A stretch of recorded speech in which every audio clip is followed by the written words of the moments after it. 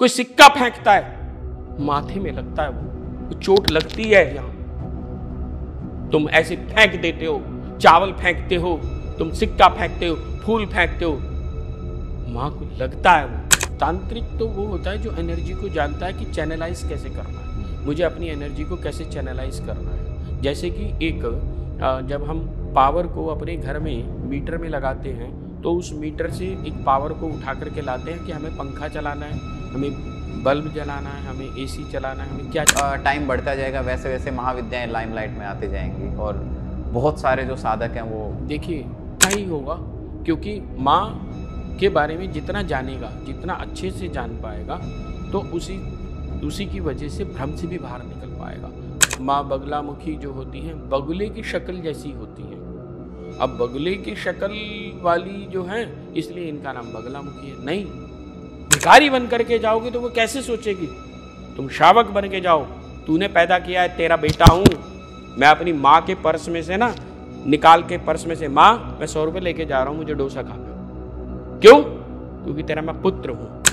आज आध्यात्मिक व्यापार बन गया है और इसी व्यापार से ही मुझे थोड़ी सी चिढ़ है, नफरत है कि माँ श्रद्धा का विषय हो सकती है, माँ व्यापार का विषय। माँ को आज बाजार में बेचा जा रहा है ना, तो मेरी आत्मा रोती है, मैं रो पड़ता हूं। ये माया को भूल, तू गर्भ दर गर्भ बदल बदल के आए जा रहा है, जाई जा रहा है, आई जा रहा है, जाई जा रहा है। कभी पहले भी नर्सरी क्लास में बैठा, फिर तूने जो है 10वीं करी, फिर 12वीं करी, फिर तूने जो है IAS करा या जो भी कुछ करा, फिर तूने जो है पत्नी बनाई, फिर मकान बनाया, फिर रोया गिड़गड़ाया, बच्चे पैदा करे, फिर मर गया, फिर यही काम, फिर यही काम, फिर यही काम, फिर और कितने जन्मों से तू करे जा रहा है। और हर बार मेरे पास आता है कि मुझे एक बार बच्चा दे दे, एक बार मेरा व्यापार बढ़ा दे।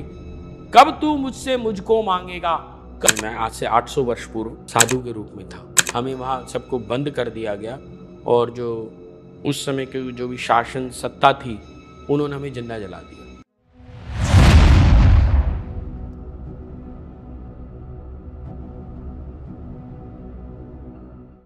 नमस्कार दोस्तों, मैं समस्त प्रभु भक्ति में आपका स्वागत करता हूं। दोस्तों, आज पॉडकास्ट में हमारे साथ हैं साधक आलोक भारद्वाज जी, जो जंगपुरा बगलामुखी मंदिर से जुड़े हुए हैं। पूरा मैनेजमेंट उन्हीं के हाथों में है और एक साधक भी हैं। और इनसे बात करके मैं इतना कनेक्टेड फील हुआ। और आज हम इस पॉडकास्ट में जानेंगे कि माँ बगलामुखी के बारे में जानेंगे, क्या क्या मार्केट में अभी इंडस्ट्री में क्या क्या मिथ है। यूट्यूब पे आपने बहुत सारे पॉडकास्ट देखे होंगे कि करोड़ों रुपए देती है माँ बगलामुखी, लेकिन क्या वो सच है? क्या क्या भ्रांतियां आज फैली हुई हैं? आज उन सभी चीज़ों को हम उजागर करेंगे। तो चलिए चलते हैं हमारे पॉडकास्ट में। नमस्कार। जय माई की। आप कैसे हैं सर? मैं बहुत अच्छा हूँ, माई की कृपा है, माँ का आनंद है। आपने बिल्कुल ठीक कहा, आज आध्यात्मिक व्यापार बन गया है और इसी व्यापार से ही मुझे थोड़ी सी चिढ़ है, नफरत है कि माँ श्रद्धा का विषय हो सकती है, माँ व्यापार का विषय नहीं हो सकती।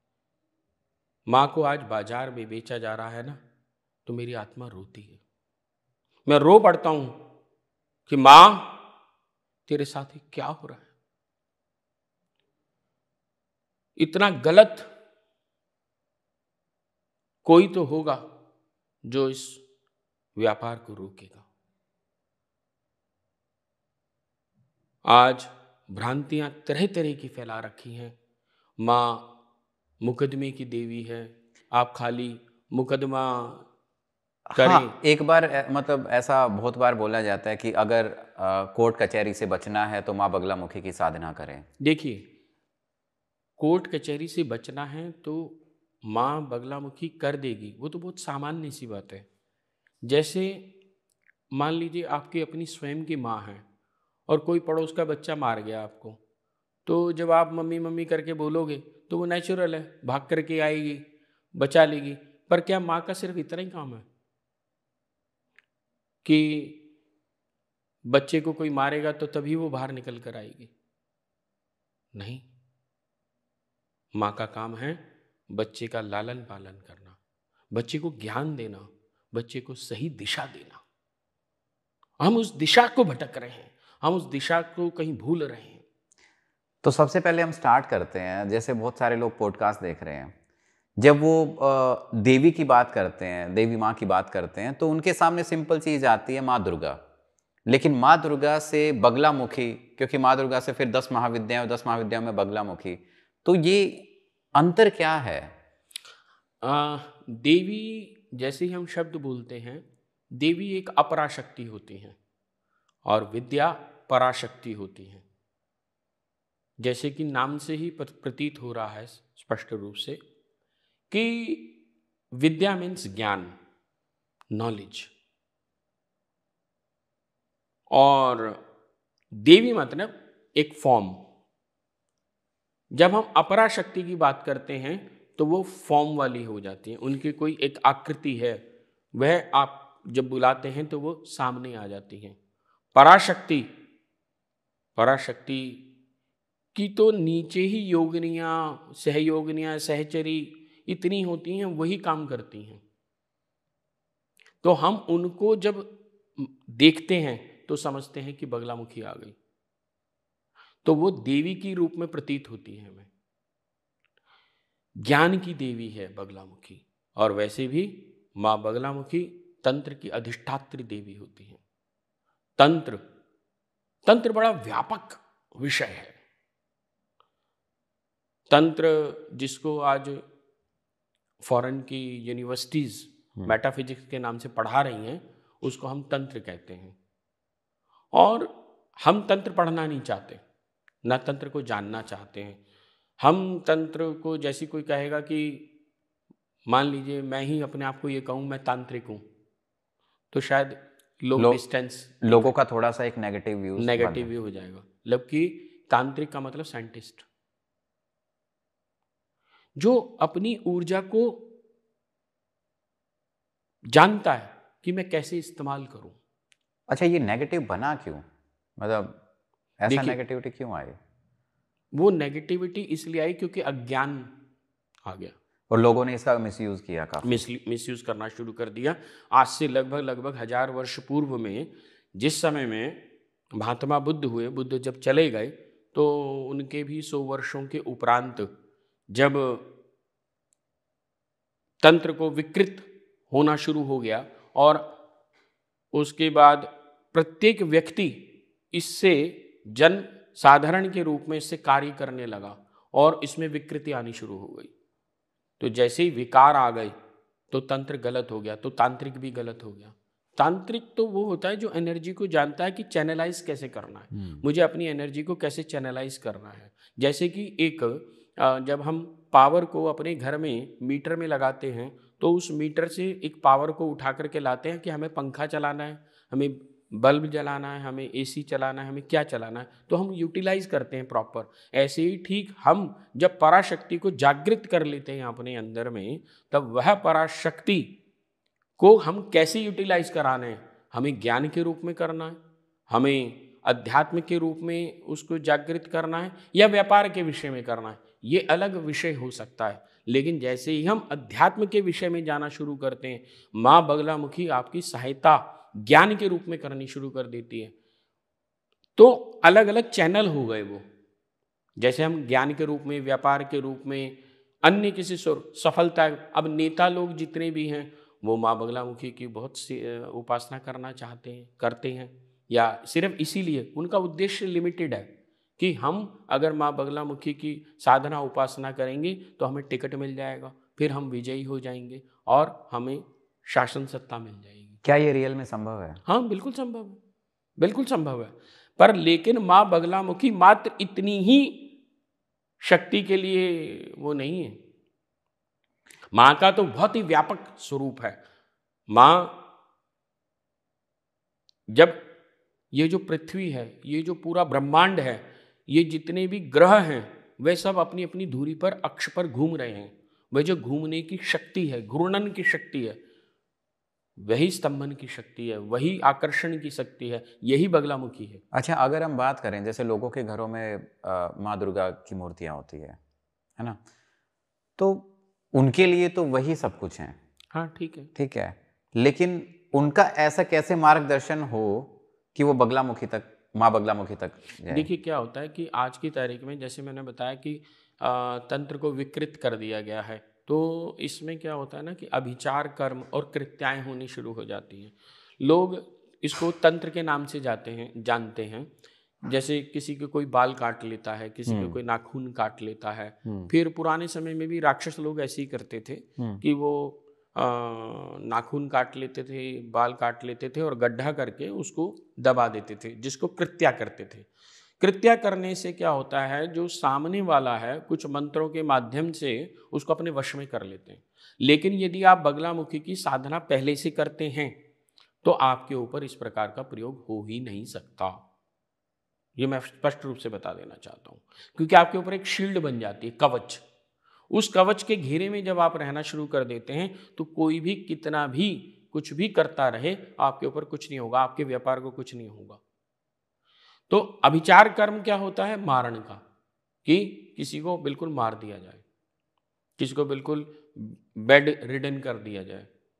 तो ये सारे के सारे अभिचार कर्म हैं। इन अभिचार कर्मों से भी बचाने के लिए माँ बगलामुखी की साधना उपासना यदि व्यक्ति करता रहे, और अगर किसी के ऊपर हो भी गया तो उसके बाद भी यदि वो कर रहा है, करना शुरू कर देता है, तो धीरे धीरे धीरे धीरे वह उन समस्याओं से बाहर आ जाता है, निजात पा जाता है। अच्छा, आजकल तंत्र बहुत ज़्यादा चला हुआ है, मतलब नेगेटिव। ऐसा बोलते हैं कि 10 में से 4 से 5 लोग ऐसे हैं जो भूत प्रेत से पीड़ित हैं। क्या ये बात सच है? वे भी अपनी ही कर्म है। व्यक्ति यहाँ भूल जाता है कि मेरे ही अपने ही कर्म हैं जो मेरे सामने इस प्रकार से आ रहे हैं। लेकिन ऐसा है कि मतलब अराउंड 40% के आसपास लोग हैं जो कहीं ना कहीं इन चीज़ों का शिकार हैं और उनको पता भी नहीं है, या बहुत सारे लोगों को हाँ, पता कईयों को नहीं पता होता है, या कईयों को पता लग जाता है। किसी का व्यापार बंद जाता है, किसी का स्वास्थ्य चला जाता है, किसी का कुछ और हो जाता है, बच्चे पढ़ नहीं पा रहा, अचानक बहुत अच्छा पढ़ रहा था, पढ़ना बंद कर देता है। इस प्रकार की समस्याएं आती हैं।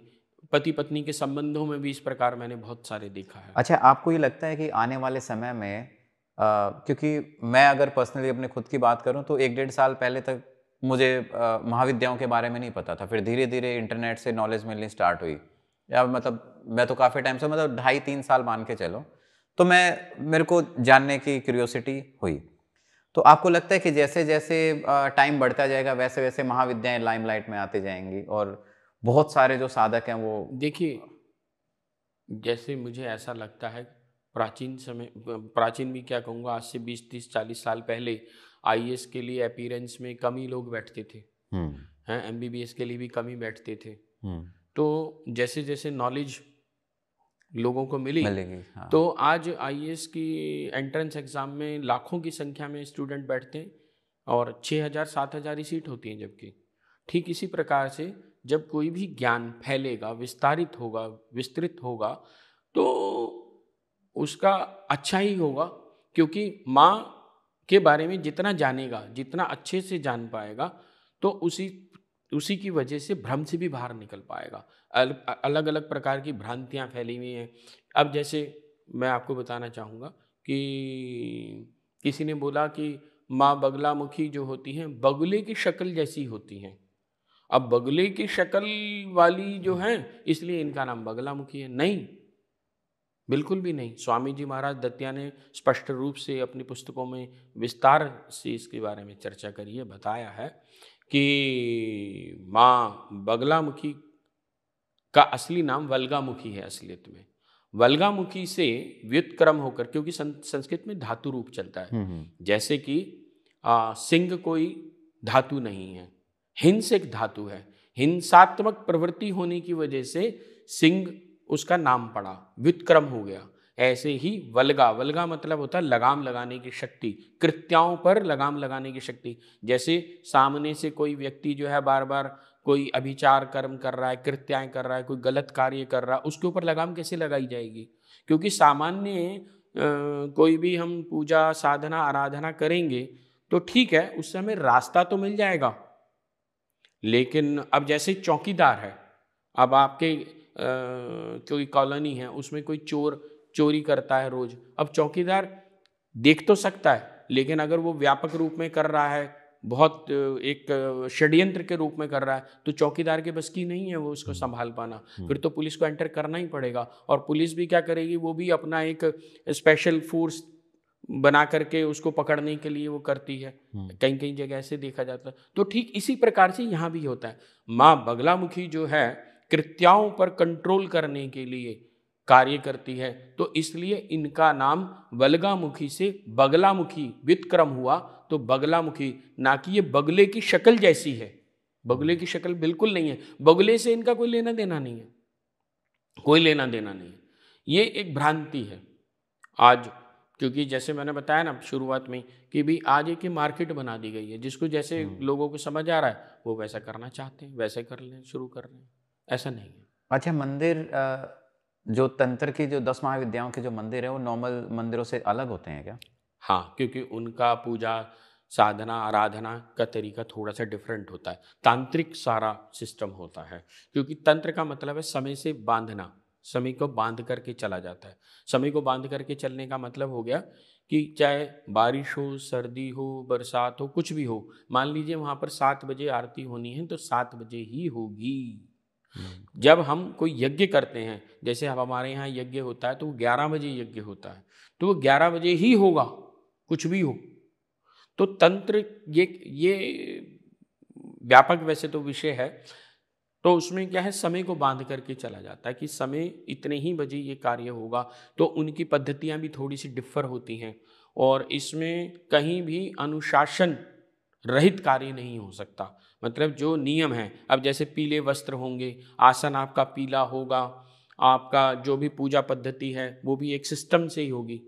उस सिस्टम को जो मानने वाला है, जानने वाला है, उसी को तांत्रिक कहा जाता है। जैसे गणतंत्र दिवस, अब गणतंत्र दिवस को हम गणतंत्र दिवस ही क्यों कहते हैं? गणों का तंत्र, गण यानी हम सब जनता, और तंत्र यानी सिस्टम। उस सिस्टम को समझने वाले हमारे ऊपर जो वो है, वो गणतंत्र दिवस हुआ या गणतंत्र हुआ। ठीक इसी प्रकार से तंत्र यानी कि एक सिस्टम। किस सिस्टम से? अब ऐसा तो है नहीं कि हनुमान जी के मंदिर में जा रहे हैं और आप चुन्नी लेके चले जाएं। आपको किसने बताया कि हनुमान जी के मंदिर में जब जाते हैं तो सिंदूर का चोला लेकर के जाते हैं, या भगवती के मंदिर में जाते हैं तो आप नारियल, चुन्नी या साड़ी या बिछुए, पजेब आदि भी लेकर के जाते हैं? तो ये जो जानता है वह तांत्रिक है, और जो इस सिस्टम से कार्य करता है वह तंत्र है। तो जैसे जो भक्त लोग आते हैं, जैसे हम नॉर्मल मंदिरों में जाते हैं, हम गए, पूजा की थाली ली, धूप दीपक जलाया, पूजा की, आ गए। तो जो इन मंदिरों में जाते हैं, जैसे आपके मंदिर में जैसे लोग आते हैं, तो क्या मतलब कोई स्पेशल टाइप की पूजा होती हम है? विशेष रूप से पूजा बताना पसंद करते हैं या करवाते हैं, क्योंकि ये एक स्टेप अहेड है।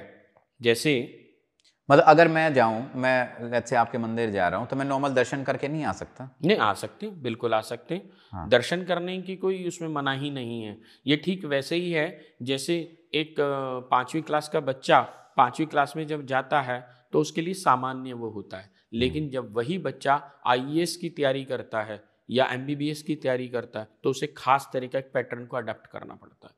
अगर आप खास तरह की उसमें जाना चाहते हैं तो आपको खास तरह का एक पैटर्न को अडॉप्ट करना ही होगा।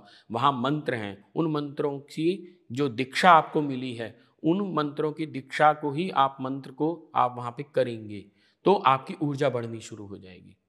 हाँ, आप सामान्य हैं, कोई आता है हनुमान चालीसा पढ़ता है, बगलामुखी चालीसा पढ़ता है या अन्य कोई भी चालीसा पढ़ता है, उसमें कोई आपत्ति नहीं है, लेकिन जो वो प्राप्त करना चाहता है सही मायने में, तो वो कैसे प्राप्त करेगा? अब कोई बच्चा ये सोचे कि मैं IAS तो बन जाऊं लेकिन पढ़ूं सिर्फ 2 घंटा, तो कैसे बनेगा? अगर IAS बनना है तो 20 घंटे तो पढ़ना पड़ेगा, तो उतनी साधना करनी पड़ेगी। अगर वो साधना के लिए तत्पर है, तैयार है, तो बगलामुखी फिर सब कुछ देने के लिए भी तैयार है। फिर आपको आपका नेम फेम, क्योंकि अगर आपको जिंदगी में, जीवन में नेम फेम चाहिए तो बगलामुखी के उपासना। तो किन लोगों को ये साधना करनी चाहिए? आज की तारीख में राजनीतिज्ञ जो लोग हैं, पॉलिटिशियंस, वो बहुत आते हैं हमारे पास, और वो अनुष्ठान भी कराते हैं, यज्ञ भी कराते हैं, खुद भी करते हैं या जैसे भी संभव हो पाता है करते हैं। और बड़े व्यापारी मैं किसी का नाम तो नहीं उजागर करना चाहूँगा, लेकिन बहुत बड़े बड़े व्यापारी हैं जो वहाँ पर यज्ञ में सम्मिलित होते हैं, अपनी आहुति प्रदान करके चुपचाप चले जाते हैं, या विशेष यज्ञ रात्रि में करवा करके चुपचाप चले जाते हैं। तो जिनको भी, क्योंकि जैसे देखिए क्या होता है, जब आप बड़ा होने लगते हैं ना व्यापार में या किसी भी उसमें, तो आपकी टांग खींचने वाले भी बड़े आ जाते हैं। जैसी टांग खींचने वाले यानी कि नेगेटिव थॉट प्रोसेस आपके साथ चल गया, अब आपको पॉजिटिव भी चाहिए। जब तक आपके पास पॉजिटिव एनर्जी नहीं है तब तक आप उस नेगेटिविटी को कैसे काटेंगे। अब इसको दूसरी तरह से समझते हैं। सपोज करो आपके अकाउंट में 3 करोड़ रुपया पड़ा हुआ है और आपके 100, 200, 500 रुपए वैसे ही कटते जा रहे हैं, शायद आप ध्यान भी नहीं दोगे। तो ठीक इसी प्रकार से यदि आपके पास पॉजिटिव एनर्जी बहुत सारी है और कोई छोटा मोटा आपको पिंच कर भी रहा है तो आपको पता भी नहीं चलेगा। वो अपना करते रहेंगे, लेकिन आप अपने आगे बढ़ते चले जाएंगे, आपको कोई समस्या भी नहीं आएगी। तो उस कंडीशन के लिए कि आपका व्यापार में कोई समस्या ना बने, आपके स्वास्थ्य पर कोई समस्या ना बने, आपका नेम फेम कहीं खराब ना हो, तो उसके लिए माँ बगलामुखी की उपासना साधना करी जाती है। और कई जगह ऐसा भी है जब कोई समस्या बहुत गहरी हो जाती है, जैसे बहुत सारे ऐसे हमारे ही आने वाले साधक हैं। हाँ, मतलब कुछ ऐसे एक्सपीरियंस जो आप हमें शेयर कर सकते हैं। हाँ, तो जैसे अभी था एक कोई महिला हैं, उनको डॉक्टर्स ने डायग्नोज करा कि ब्रेस्ट कैंसर हो गया है। तो ब्रेस्ट कैंसर, उन्हें ये डाउट हुआ कि ये ब्रेस्ट कैंसर किसी नेगेटिव एनर्जी की वजह से हुआ है। तो उन्हें अनुभव भी हो रहा था, उनको अंदर से फील हो रहा था, अंदर से फील भी हो रहा था, स्वप्न में भी आ रहा था। तो क्योंकि वो माई की उपासना भी कर रही थी अपने यहाँ, तो वो हमारे पास आई, हमने उन्हें बताया कि भाई ऐसे ऐसे आप जो है ये जाप करना शुरू कर दें और इस प्रकार का अनुष्ठान आप लगातार करें। जैसे जैसे वो करती चली गई तो उनके अलग अलग डायग्नोज होते चले गए। माई की कृपा से उन्हें कोई कैंसर नहीं निकला, जबकि पहली 2 बार उनको कैंसर डायग्नोज हुआ था। बिल्कुल हुआ। तो ये सात्विक साधना है या तामसिक साधना है? दक्षिणाचार और वामाचार 2 तरह से साधनाएं होती हैं। दक्षिणाचार सात्विक दृष्टि से होती है और वामाचार से भी इनकी साधना होती है, लेकिन हम लोग दक्षिणाचार से करते हैं क्योंकि स्वामी जी महाराज दतिया, मैं उन्हीं का ही एक साधक हूँ, मेरे वो गुरु हैं और मैंने वहीं से ही दीक्षा ली है। और हम दक्षिणाचार को ही, दक्षिणाचार मतलब सात्विक साधना जो कोई भी कर सकता है, जो गृहस्थ है कोई भी कर सकता है। दक्षिणाचार की साधना तो कोई भी कर सकता है। वामाचार की साधना में थोड़ा सा वो रहता है कि भाई उसमें मांस मदिरा मैथुन वो जब गहरे में उतरना शुरू करते हैं तो जो नहीं मांस का भक्षण करते हैं उन्हें करना भी नहीं चाहिए, जो मदिरा नहीं पीते हैं उन्हें नहीं करना चाहिए, ये स्पष्ट है। ये ऐसा नहीं है कि उनको जबरदस्ती करना चाहिए या ऐसा सोच करके कि भी अब तो हम ये करेंगे तो फिर इसी बहाने हम पी भी लेंगे, तो ये गलत है, वो भी गलत है। दक्षिणाचार सामान्य है। हाँ, कौन से मंत्र की करनी है, कैसे करनी है, कितनी करनी है। अब जैसे फॉर एग्जांपल मैं आपको बताता हूँ, माँ का एकाक्षरी मंत्र होता है। आज की तारीख में सभी लोग जो है एकाक्षरी मंत्र को जानते हैं। तो जो एकाक्षरी मंत्र जो जानते हैं आज, जिसे हम मार्केट, सो कॉल्ड मार्केट कह रहे हैं, उस मार्केट में सभी लोग आज जो ज्योतिषी है, जो भी है, जिसने कभी बगलामुखी की साधना करी या नहीं करी, वो भी ये कह रहा है जाओ तुम बगलामुखी की साधना कर लो। ये ठीक वैसे ही है जैसे कोई 5वीं क्लास का बच्चा IAS की ट्यूशन सेंटर खोल ले।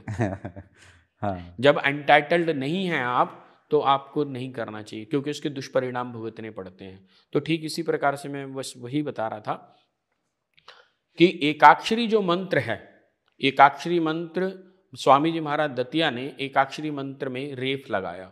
रेफ लगाने से उसका मंत्र बदल गया, थोड़ा सा उसमें चेंज आ गया। वो मंत्र तो मैं डिस्क्लोज यहाँ नहीं करूँगा, लेकिन वह मंत्र को रेफ लगाने से उसकी तीव्रता बढ़ गई।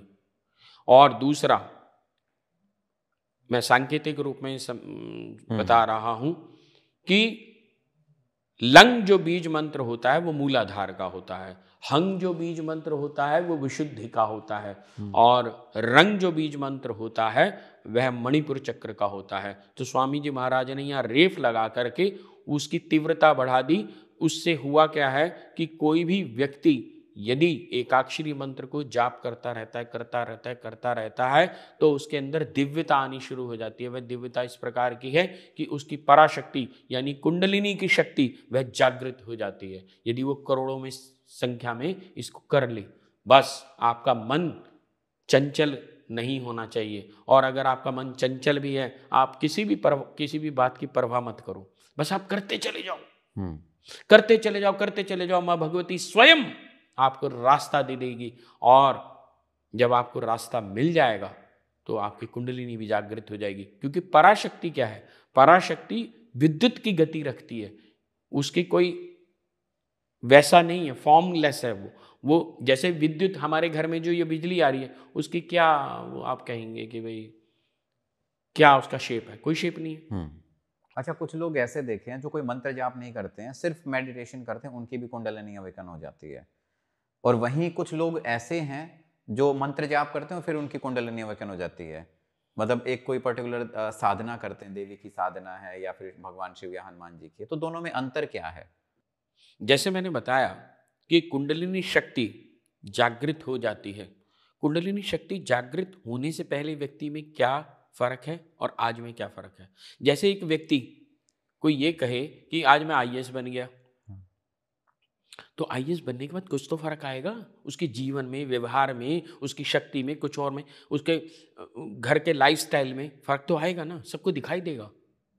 जब एक आप ये कह रहे हैं कि कुंडलिनी शक्ति जागृत हो गई, कुंडलिनी शक्ति जागृत होने के बाद आपको बताना नहीं पड़ता। जैसे खुशबू, इत्र की खुशबू, इत्र की शीशी जब आप खोलेंगे तो उसको बताना नहीं पड़ेगा कि ये इत्र है, खुशबू फैल जाएगी। कुंडलिनी शक्ति के नाम पर व्यापार और ठगी इतनी जबरदस्त चल रही है, मैं क्या बताऊं, मुझे गुस्सा चढ़ता है। 5100 रुपये दो, 51,000 दो, 21 एक। मैं अभी एकदम याद आ गया आपकी बात के ऊपर, मेरे पास भटिंडा से किसी का फ़ोन आया, बच्चा था कोई, उसने बोला कि गुरुजी क्या आप के यहाँ पर कुंडलिनी शक्ति जागृत होती है, करा सकते हैं या कराते हैं? मैंने कहा नहीं बेटा, हम नहीं कराते, ऐसे नहीं होती कुंडलिनी शक्ति जागृत। पहले आपको चेक करना पड़ेगा ना कि आप कौन सी क्लास में एडमिशन लेने जा रहे हैं, पहले हमें भी तो देखना पड़ेगा कि आप उसके लायक हैं या नहीं है। तो मैंने कहा अच्छा एक बात बताओ, आप कुंडलिनी जागृत कराना क्यों चाहते हो, करना क्यों चाहते हो? सबसे बड़ी प्रॉब्लम तो यही है कि लोग आपको ये क्यों ही नहीं पता। बस किसी ने हो गया, कहीं पढ़ लिया, किसी सुन लिया, तो उसने पता है छूटते मुझे क्या बोला? उसने छूटते ही बोला कि मैं ये चाहता हूँ कि मैं यहाँ से रात्रि में उड़ूँ और बॉम्बे में घूम कर आऊँ और वापस अपने घर आ जाऊँ। मैंने कहा बेटा तू बेवकूफ़ बन रहा है और तू अपने पैसे को आग लगाएगा, तुझे ऐसा कोई ना कोई मिल भी जाएगा कि जो तुझे कहेगा, लेकिन ऐसा होता नहीं है। और ऐसा बिल्कुल बेवकूफ़ मत बनना, बाकी अब तेरी मर्जी है, ऐसा हम नहीं कराते। उसको बोलो प्लेन की टिकट कराओ आराम से, रात को शाम को जाए, सुबह आ जाए। अब कुंडलिनी शक्ति से भटिंडा से आप मुंबई चले जाएं या मुंबई से आप इधर आ जाएं, ये क्या नॉनसेंस है ना। अब कोई ये कह रहा है कि कुंडलिनी शक्ति इसलिए जागृत करानी है क्योंकि मुझे महल बनाना है, क्योंकि मेरा व्यापार अच्छा है। व्यापार से कुंडलिनी शक्ति का क्या लेना देना है? हाँ, आपको स्वयं की आध्यात्मिक चेतना की जागृति करानी है, आपका स्वयं जो विष्णु सो रहा है उसकी जागृति करानी है, तो उसके लिए कुंडलिनी जागरण तो मैं मान सकता हूं, उसके लिए मैं मान सकता हूं। परंतु कोई ये कहे कि मेरी दुकान नहीं चल रही, मकान नहीं चल रहा, मुझे बीवी चाहिए, मुझे ये चाहिए, और उसके लिए कुंडलिनी शक्ति, ये तो नॉनसेंस है। लेकिन जब कुंडलिनी अवेकन होती है तो नेगेटिविटी जो होती है वो तो दूर हो जाती है साहब। वो तो बहुत अलग तरीके से भी हो सकती है। अच्छा। उसके लिए कुंडलिनी शक्ति क्यों? कभी आपने सुना है कि मक्खी मारने के लिए तोप चलाई जाए? और कुंडलिनी शक्ति अगर इतनी आसानी से जागृत हो जाती, तो अगर हिंदुस्तान में 10% लोगों की भी कुंडलिनी जागृत हो जाएगी ना, तो हिंदुस्तान का रूप बदल जाएगा। इतनी ऊर्जा हो जाएगी, कुछ आवश्यकता नहीं पड़ेगी। ये तो बेवकूफ बनाने के लिए आज मार्केट है। ये मैंने भी सुना है कि बहुत ही रेयरेस्ट ऑफ द रेयर होते हैं जिनकी रियल में कुंडलिनी अवेकन होती है। जब कुंडलिनी जागृत होनी शुरू हो जाती है, इसका मैं सिर्फ सिम्टम्स बता सकता हूँ। उसमें क्या होता है कि जैसी कुंडलिनी जागृत होगी आपकी, आपको मन में कोई प्रश्न आएगा, साथ साथ आपके जवाब भी आ जाएगा और सही जवाब आएगा। कितने, ये वाला जवाब नहीं। अब यहाँ लोग क्या करते हैं कि मेरी भाभी ने लड़ाई क्यों करी थी, अच्छा इसलिए लड़ाई लड़ी थी, ये मेरी कुंडलिनी जागृत हो गई। फलाने ने ये क्यों करा था, इससे तुम्हारे से क्या मतलब है कुंडलिनी का? कुंडलिनी का तात्पर्य है कि मैं कौन हूं, कोहम, मेरे पिछले 10 जन्म कहां हुए थे, मैं क्या था पहले और क्या हूं और क्या होऊंगा अभी, क्या होने जा रहा हूं अभी, क्या मेरी साधना जो मैं कर रहा हूं क्या वो भगवती को प्राप्त हो रही है। हम बहुत बार बोलते हैं, मैं बड़ा एक अलग तरीके से सोचता हूं इस बात को, कि हम अपनी माँ को मम्मी बोलते हैं, कोई अम्मी बोलता है, कोई कुछ और बोलता है, तो जो भी जिस भी तुतली भाषा में जब बोलना शुरू कर देता है, माँ खुश होती है। माँ कभी भी गुस्सा नहीं करती है कि मेरे बच्चे ने मुझको ये बोल दिया वो बोल दिया। तो हमें श्रद्धा रखनी चाहिए, हमें विश्वास रखना चाहिए। बस श्रद्धा के साथ हम कुछ भी करेंगे ना तो वो उसको प्राप्त हो जाएगा। लेकिन जब श्रद्धा ही नहीं है और आडंबर है तो उसे प्राप्त कैसे होगा?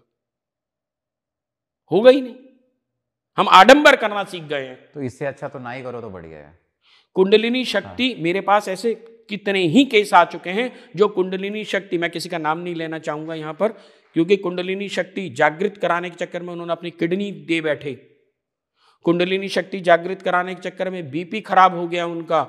एक का बिल्कुल ऐसे दिमाग है कि रात्रि में सो ही नहीं पाते हैं जब से उन्होंने कुंडलिनी साधना करी है। मतलब ये ऐसा, मतलब किडनी तक कैसे खराब हो गई? क्योंकि ऊर्जा वहां पहुंच गई।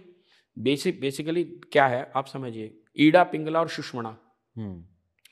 ईड़ा और पिंगला, इसमें श्वास चलता है, श्वास की गति होती है। मतलब ये हमारी नाड़ियां होती हैं जो हमारे, ये सांस यहाँ से आ रही है, यहाँ से जा रही है, यहाँ से आ रही है, यहाँ से जा रही है। हाँ। सूर्य नाड़ी और चंद्र नाड़ी। ये जैसे आप गांव के अंदर अगर देहात में देखेंगे तो महिलाएं जो थी दही बिलोती थी, उस दही को बिलोने में ऐसे जब आप इस रस्सी को यहाँ रखेंगे तो ये रस्सी ऑटोमेटिकली यहाँ रहेगी। बिल्कुल। तो जब ये रस्सी यहाँ है तो इसका मतलब ये यहाँ है। हाँ। ये हो गया ईड़ा पिंगला। ईड़ा यानी श्वास का लेना छोड़ना, छोड़ना लेना, छोड़ना लेना। और इसके ऊपर आप मंत्र रेच रहे हैं। जब मंत्र रेच रहे हैं वो मंत्र रिचता रहेगा, रिचता रहेगा, रिचता रहेगा, तो एक समय के बाद जैसे दही में से घी निकलना शुरू हो जाता है, मक्खन अलग हो जाता है। ठीक इसी प्रकार से जब हम अपनी चेतना में से इसको निकालना, अपने मंत्र को रेचते हैं, मंत्र और चेतना एक साथ होना शुरू हो जाते हैं, तो सुषुम्ना में प्राण चढ़ना शुरू हो जाता है। सुषुम्ना में प्राण चढ़ता है और वह सुषुम्ना में सिर्फ प्राण चढ़ता है। और जब लोग जबरदस्ती वायु चढ़ा लेते हैं तो वायु का इफेक्ट हो जाता है, वो जाना चाहिए सुषुम्ना में सीधा सहस्त्रसार तक और वो वहीं पर रुक जाता है। तो वायु कैसे चढ़ाते हैं? वायु अंदर चली जाती है। अच्छा। उन्हें आता ही नहीं है ना। हाँ। और वो किडनी जो जहां पर ऊर्जा इकट्ठी होनी शुरू हो जाती है वहीं फिर ही उस एरिया को, एक मेरे पास आया था, उनकी पीठ में लंप हो गया। हाँ। क्योंकि यहां तक वो ऊर्जा को ले आए और इसके बाद ना नीचे लेके जा पा रहे ना ऊपर ले पा रहे, समझ ही नहीं रहे क्यों, बिना गुरु के। आज क्या कर रहे हैं, जब भी आप स्कूल में जाएंगे, कॉलेज में जाएंगे, कहीं भी जाएंगे, पहले आपका एक एंट्रेंस टेस्ट होगा। उसके लेवल पर तय किया जाएगा कि आपको कौन सी क्लास में एडमिशन मिले। ऐसे थोड़ा ना होगा कि सबको एक ही क्लास में भर दो भाई। अब होता क्या है, आज की तारीख में बहुत सारे एक टेंट लगता है, उसमें 10,000 आदमी आते हैं और 10,000 को एक ही मंत्र दे दिया जाता है। उनका किसी का भी स्टैंडर्ड चेक ही नहीं करा गया कि आज तक इसने पहले कभी साधना करी भी है कि नहीं, कभी मंदिर गया भी कि नहीं। कल भी गाली दे रहा था, आज भी गाली दे रहा है। यदि आपकी कुंडलिनी खुलने के उपरांत भी आपके अभद्र भाषा आपके मुख से बाहर आ रही है तो लानत ऐसी कुंडलिनी खुलने पर। आपके विचारों में परिवर्तन ही नहीं हुआ। क्यों नहीं हुआ? क्योंकि कुंडलिनी खुली नहीं। अगर कुंडलिनी खुल जाएगी तो वह व्यक्ति स्वयं दिखना शुरू हो जाएगा। तो जो लोग रोज मंत्र जाप करते हैं, मंत्र जाप एक अलग चीज है। मंत्र जाप या मेडिटेशन करते हैं, उससे कुंडलिनी एक्टिवेट होती है। लेकिन अगर आप कराना चाहते हैं तभी ना, एक तो सामान्य पढ़ना होता है, हाँ, एक किसी उद्देश्य के लिए हम पढ़ रहे होते हैं। एक होता है कि भी मैं जनरल नॉलेज रोज पढ़ता हूँ, एक है कि मैं जनरल नॉलेज इसलिए पढ़ रहा हूँ कि मैं एक एग्जाम के अंदर अपीयर होना चाहता हूँ। दोनों में फर्क। पर्पज से कोई अगर करता है और कोई नॉर्मल करता है, जैसे कोई नॉर्मल भक्ति करता है तो वो जबरदस्ती नहीं कर रहा, वो छोड़ दे रहा है। हाँ। और दूसरी बात, मैं तो सीधी सी बात एक ही बात मानता हूँ, भगवती तेरा तुझको अर्पण। हाँ। मैं तो करी माई के श्री चरणों में छोड़ दिया, मुझे नहीं चाहिए, तू जान, तेरा काम जान, तुझे देना होगा दे दियो, नहीं देना होगा मत दियो। क्या सब बोलते हैं कि जब चीजें हमारी मर्जी से नहीं चल रही हैं तो भगवान की मर्जी से चलती हैं, बस। और जो भगवान की मर्जी होती है ना, वो हमेशा अच्छी होती है। बिल्कुल। अब लोग क्या है ना कि मंदिर में जाकर के एक भिखारी के रूप में जाते हैं। मां हंसती है, क्यों? मां मुझे पत्नी चाहिए, मां मुझे बेटा चाहिए, मां मुझे व्यापार चाहिए। मां सोचती है कि पिछले जन्म में भी तू यही मांग रहा था। हाँ। उससे पिछले जन्म में भी तूने यही मांगा, उससे पिछले जन्म में भी तूने यही मांगा, 4 जन्मों से तू हर बार यही मांग रहा है और तेरा पेट नहीं भर रहा। तू मुझे कब याद करेगा?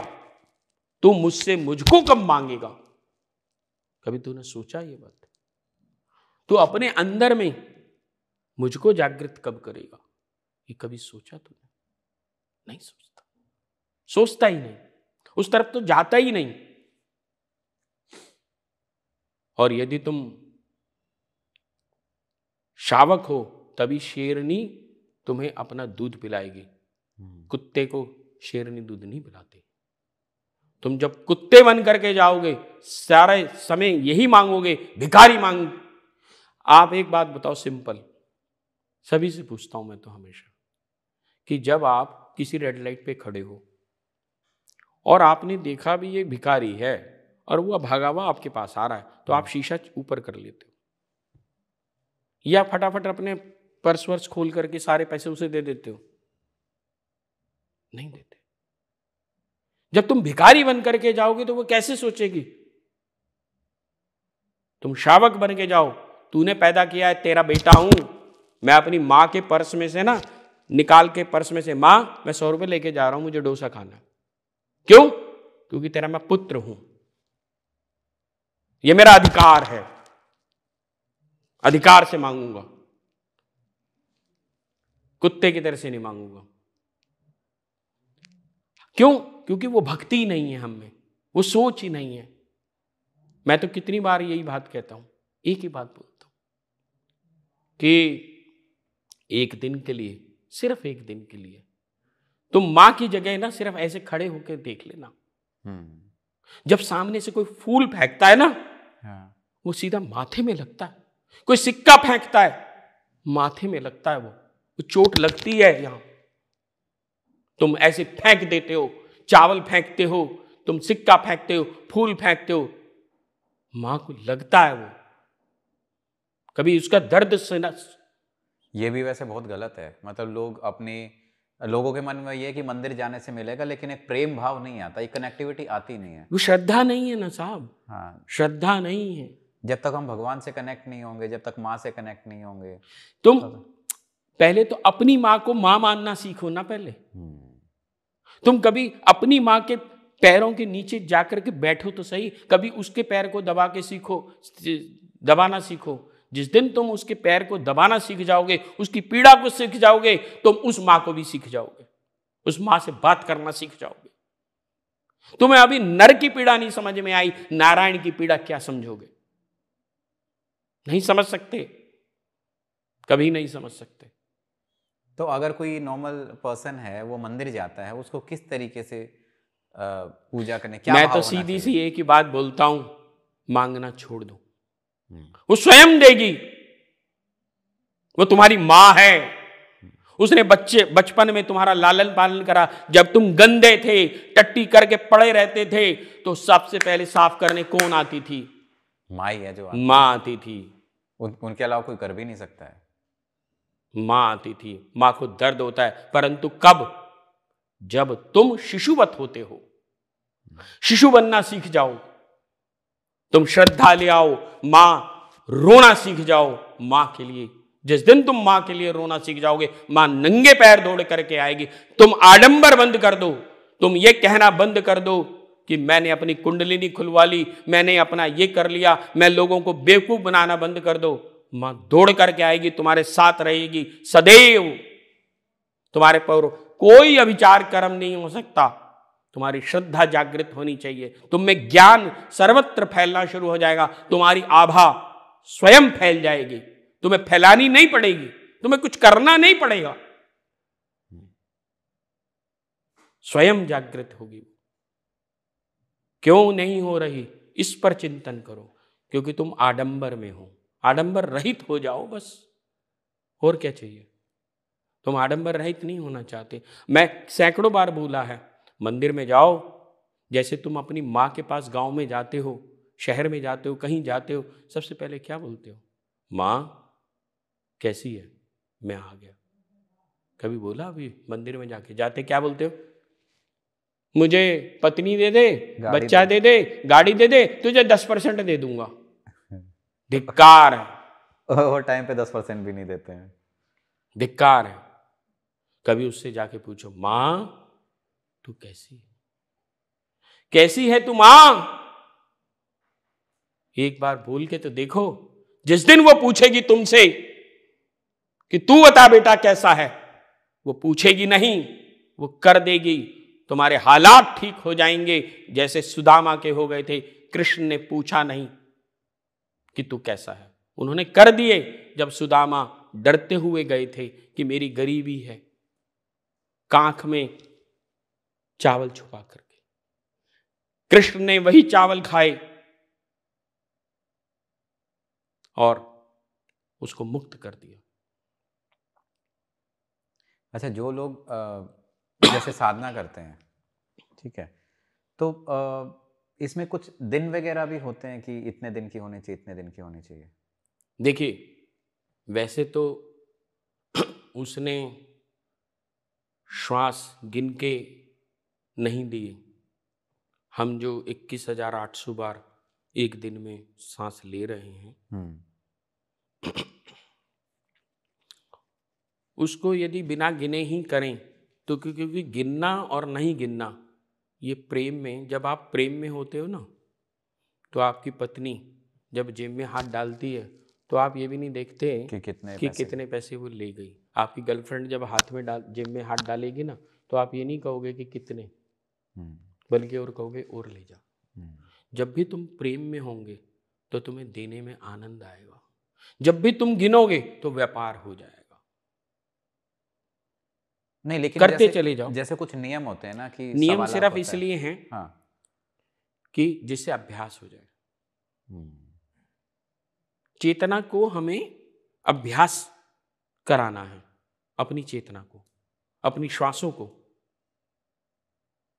मुझे एक गाना बड़ा अच्छा लगता है, सांसों की माला पे फेरूं मैं, सिमरन करूं मैं तेरा नाम। जब हम सांसों की माला पर उसको जाप करना सीख जाते हैं ना, तो हमें गिनना बंद हो जाता है। और जब हम गिनना बंद कर देते हैं तो वो भी गिनना बंद कर देती है कि मैंने कितना दिया। फिर आपको इतना मिलता है कि जिसकी कल्पना नहीं है। मेरे पास ही ऐसे बहुत सारे बच्चे आते हैं या हैं जिनका आज जीवन परिवर्तित हो गया। एक बच्चे, 2 बच्चे थे, तो एक बच्चा तो ऐसा है कि जिसका जीवन इस 2 वर्ष के अंदर ही इतना रूपांतरित हो गया, आज वो 2-2.5 करोड़ रुपए की कंपनी पे खड़ा हुआ है। जो कभी 500 रुपए का एसी साफ करता था, खुद जाकर एसी रिपेयर करता था, आज उसकी इतनी बड़ी कंपनी है। उसके नीचे आज 30-35 लोग काम करते हैं। ये माँ का चमत्कार है। तो मैंने उसको यही बोला था, बेटा माँ का नाम लेना शुरू कर दे, बस बिना गिने बिना थके करता चला जा, बिना सोचे समझे। ये व्यापार नहीं है, प्रेम है, और प्रेम में गिना नहीं जाता। जब तुम प्रेम में हो जाओगे ना, वो प्रेम बरसाना शुरू कर देगी और वो प्रेम असीमित हो जाएगा। वैसे हम तंत्र की दृष्टि से देखना चाहेंगे तो माँ बगलामुखी का विशेष रूप से 44 दिन 44 डेज कोई भी जाप अनुष्ठान अलग अलग।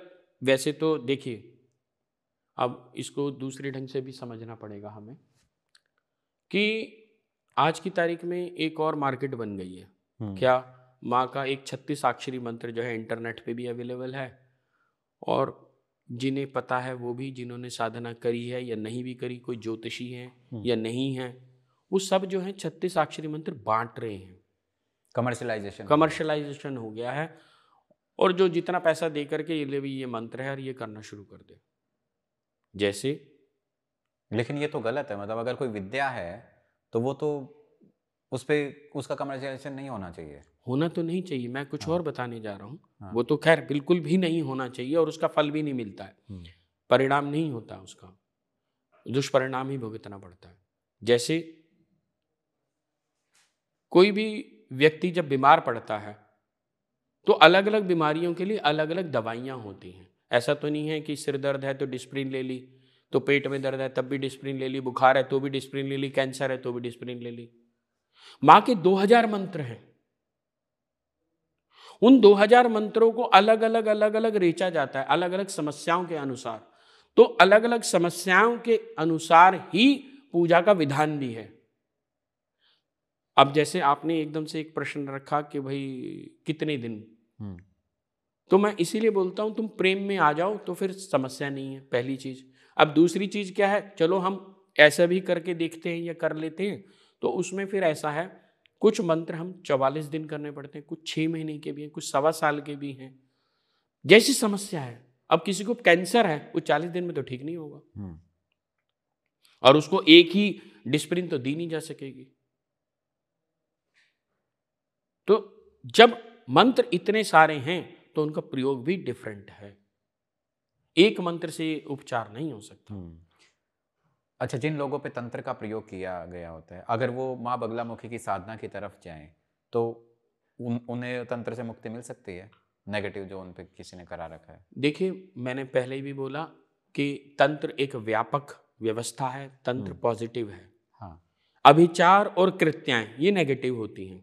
मारण का जो प्रयोग करा जाता है कि सामने वाले को मार दिया जाए, इसको अभिचार कर्म कर बोला जाता है। और कृत्याएं वो होती हैं जैसे किसी का अच्छा भला व्यापार चल रहा है, कुछ और चल रहा है, स्वास्थ्य खराब हो गया, ये सब कृत्याओं में आता है। इसमें क्या करते हैं, कई बार आपने सुना होगा कि किसी के बाल काट लिए, किसी के नाखून काट लिए, किसी का कपड़ा काट लिया, किसी का कुछ काट लिया, और वो इस तरह के प्रयोग करते हैं। माँ बगलामुखी तो है ही कृत्या विनाशिनी। पंचम अध्याय में माँ बगलामुखी का विशेष रूप से मंत्र आया है। दूसरा कि माँ अच्छे अच्छे ज्ञानी लोग भी, बड़े बड़े ज्ञानी लोग भी, वो भी फंस जाते हैं मोह में। तभी प्रथम अध्याय में माँ का एक श्लोक आया है, ज्ञानी नाम अपि चेतांसी देवी भगवती ही सा बलात् आकृष्य मोह माया प्रयच्छति। कि मोह में, माया में फंस जाते हैं और मां खुद फंसवा देती है परीक्षा के स्वरूप में। अगर तुम्हें उससे निकालना है तो मां ही निकालेगी। इसीलिए मां के हाथ में एक पाश है और एक अंकुश है। तो मां का एक चतुराक्षरी मंत्र होता है, उस चतुराक्षरी मंत्र में पाश और अंकुश शब्द के रूप में है, मंत्र के रूप में है, उनसे मुक्ति पाने के लिए। जब तक हमें ये संसार बहुत अच्छा लग रहा है, जब तक हमें ये बहुत अच्छा लग रहा है कि ये व्यापार बहुत हमें और चाहिए, बढ़िया चाहिए, ये सब चाहिए, तो हम संसार में डूबे हुए हैं। हम इन संसार से बाहर निकालने के लिए वो बगलामुखी ही बाहर निकालेगी। वो पाश में फंसा हुआ है व्यक्ति। तो जैसे 10 महाविद्याएं हैं, उसमें एक आदमी चयन कैसे करे कि उसे माँ काली की साधना करनी है, माँ तारा की या बगलामुखी की? देखिए, पहले तो बच्चे को पढ़ना होगा। हाँ। जब तक बच्चा पढ़ेगा नहीं तो आईएएस कैसे बनेगा? अब 10वीं क्लास तो पास नहीं हो रही, आईएएस कैसे बनेगा? दूसरी बात, बच्चा चयन नहीं करता, माँ चयन करती है। आपके प्रारब्ध कर्म, आपके प्रयास, आपका रोना, आपको रोना आना चाहिए। सैकड़ों लोग मेरे से पूछते हैं कि माँ कैसे मिलेगी। मैं उनसे पूछता हूं, बहुत आसानी से मिलेगी। तुम्हें रोना आता है? कहते जो हम तो बहुत बार रोते हैं, हमें तो नहीं मिलती। मैं कहता तुम रोते नहीं हो, आडंबर करते हो। कैसे? सपोज करो आप किसी पार्टी में गए हुए हो, आपकी पत्नी भी है, आप भी हैं, और आपका एक छोटा सा बच्चा। आपका बच्चा आपके साथ खड़ा हुआ है। अचानक आपका ध्यान जाता है कि आपका बच्चा आपके पास नहीं है। आप टिक्की खा रहे, सामने वाला टिक्की देने के लिए खड़ा हुआ है। आपको याद आता है कि आपका बच्चा कहाँ गया।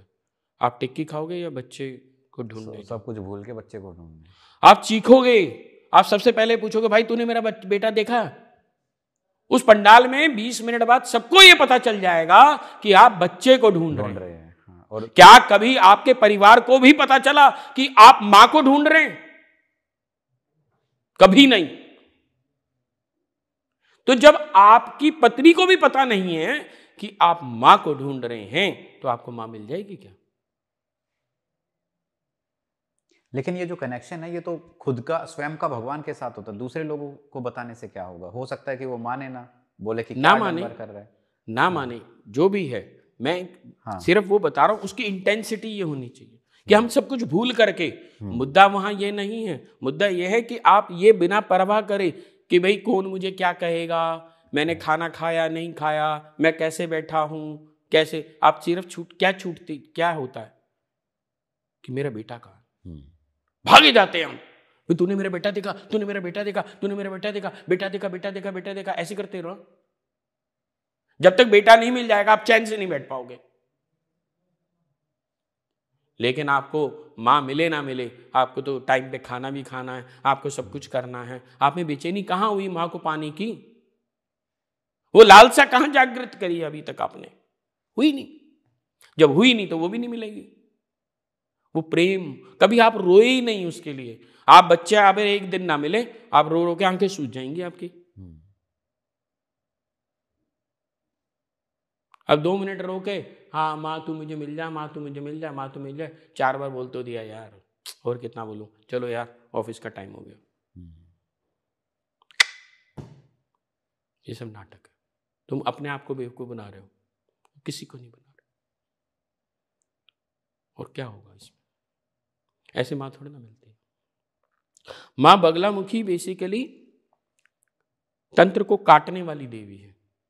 यदि किसी के ऊपर किसी प्रकार से तंत्र हुआ है, उसको काटने की देवी है। दूसरा, आपकी चेतना में आपकी जागृति होगी। अब जैसे दुर्गा सप्तशती में स्पष्ट रूप से आया कि भगवान विष्णु जब सो गए तो ब्रह्मा जी ने आराधना करी। जब आप सो जाओगे तो आपके नाम से तो आपको उठाएंगे कि बेटा उठ जा। बिल्कुल। ये थोड़ा ना कहेंगे तम स्वाहा तम सदा तमिव खटकार स्वरात्मिका है कि आपकी शक्ति ये है, आपकी ये है। आप ब्रह्मा जी आराधना कर रहे हैं विष्णु जी को उठाने के लिए, किसकी? शक्ति की। यानी शक्ति जागृत कर रहे हैं, चेतना को जागृत कर रहे हैं। विष्णु कोई नहीं है। विष्णु आप स्वयं, आपकी जो चेतना है, जो सोई हुई है, जिस माया में फंसी हुई है, उसको जागृति है कि ये माया को भूल, तू गर्भ दर गर्भ बदल बदल के आए जा रहा है, जाई जा रहा है, आई जा रहा है, जाई जा रहा है। कभी पहले भी नर्सरी क्लास में बैठा, फिर तूने जो है 10वीं करी, फिर 12वीं करी, फिर तूने जो है IAS करा या जो भी कुछ करा, फिर तूने जो है पत्नी बनाई, फिर मकान बनाया, फिर रोया गिड़गड़ाया, बच्चे पैदा करे, फिर मर गया, फिर यही काम, फिर यही काम, फिर यही काम, फिर और कितने जन्मों से तू करे जा रहा, और हर बार मेरे पास आता है कि मुझे एक बार बच्चा दे दे, एक बार मेरा व्यापार बढ़ा दे। कब तू मुझसे मुझको मांगेगा, कब तू स्वयं को जानेगा? क्योंकि हम सब शिव से प्रसन्न होकर आए हैं पुनः शिव बनने के लिए। यह हम भूल गए, क्योंकि हमारे ऊपर 3 मल होते हैं, आणमल, माह्यमल और कार्मिक मल। हम ये भूल गए कि कौन हूं मैं, को हम। महर्षि रमन ने सबसे पहले यही बोला, को हम। वो हमेशा सबसे पहले ये बोलते, हु एम आई, तुम स्वयं को जानो। जिस दिन ये यात्रा जागृत हो गई, यानी आपका विष्णु जाग गया। अब आपका विष्णु जाग गया, अब आप जानोगे भैया ये तो ठीक है, ये तो हो गया, ये तो पता नहीं कितनी जन्मों से मैं यही करे जा रहा हूं। अरे कितनी बार पैदा होऊंगा, कितनी बार यही सब करता रहूंगा, कब मैं मुक्त होऊंगा, मोक्ष कब मिलेगा? अब लोगों को एक और भ्रांति है मोक्ष के लिए कि मोक्ष तो मरने के बाद होता है। नहीं, मोक्ष मरने कोई ऐसे कोई चीज थोड़ी ना है मोक्ष जो मृत्यु के बाद प्राप्त होती है। मोक्ष सही मायने में क्या है? मोक्ष है जब ज्ञान और भक्ति का जो सामंजस्य हो जाता है, ज्ञान और भक्ति का जब सामंजस्य व्यक्ति के अंदर उतर आता है और उसकी चेतना जागृत हो जाती है, वह स्वयं को जान जाता है मैं कोई और नहीं, मैं ही शिव हूं, और उसका शिव जागृत हो गया। अब वो शिव की दृष्टि से देखता है। जब आप एक IAS हो जाते हैं, पुलिस वाले हो जाते हैं मान लीजिए, हाँ। तो आप हर चीज को पुलिस की दृष्टि से देखेंगे। जब आप डॉक्टर हो जाएंगे तो डॉक्टर की दृष्टि से देखेंगे। जब आप शिव हो जाएंगे तो आप शिव की दृष्टि से देखेंगे। आपके लिए कोई तेरा मेरा नहीं है, कोई हिंदू मुसलमान नहीं है, कोई जाति नहीं है, कोई संप्रदाय नहीं है, कोई देश नहीं है, कोई कुछ नहीं है। आपके लिए सब शिव हैं। मैं शिव हूं तो आप भी शिव हैं। तो अगर मैं इस चीज को सिंप्लीफाई करें, क्योंकि डिस्कशन थोड़ा हैवी हो गया है ना, एक मतलब ऐसा बोलते हैं ना कि ये जो शरीर है ये तो बस ये किराए का है, ये तो मिट्टी का है, ये मिट्टी में मिल जाए ना, लेकिन हमारा जो सूक्ष्म शरीर है वो यात्रा पे है, एक जन्म, दूसरा जन्म, तीसरा जन्म, है ना। तो जैसा आपने बताया कि हर टाइम मैं फिजिकल बॉडी लेके आता हूँ भगवान के सामने कि माँ मुझे गाड़ी दे दे, बंगला दे दे। एक समय ऐसा आया उसको आभास हो गया कि मेरा तो शरीर माटी है, मैं तो एक जन्म पैदा हुआ, मर गया, फिर दूसरा, तीसरा, हर बार यही कर रहा हूँ। बस लेकिन जब जागृति होनी शुरू हो गई ना, जब उसको एहसास हुआ कि बस ये है, उसके बाद आगे क्या करे वो? अब कुछ करना नहीं पड़ेगा, अब वो स्वयं करा लेगी। अब रास्ता मिल जाएगा, अब उसे गुरु मिल जाएगा। अब उसे गुरु मिलेगा सही। सही गुरु की जो तलाश में वो जन्मों जन्मों भटक रहा था, अब सही गुरु उसके सम्मुख आ जाएगा। और गुरु शिष्य को तलाशता है, शिष्य गुरु को नहीं। जब तक हम गुरु की तलाश में रहते हैं, गुरु नहीं मिलता। क्या कभी आपने अपना पिछला जन्म देखा है? हाँ, मैंने पिछले 3 जन्म देखे हैं अपने। अच्छा, मतलब अगर मैं जानता हूँ, बहुत बता सकते हो या फिर थोड़ा कॉन्फिडेंशियल है?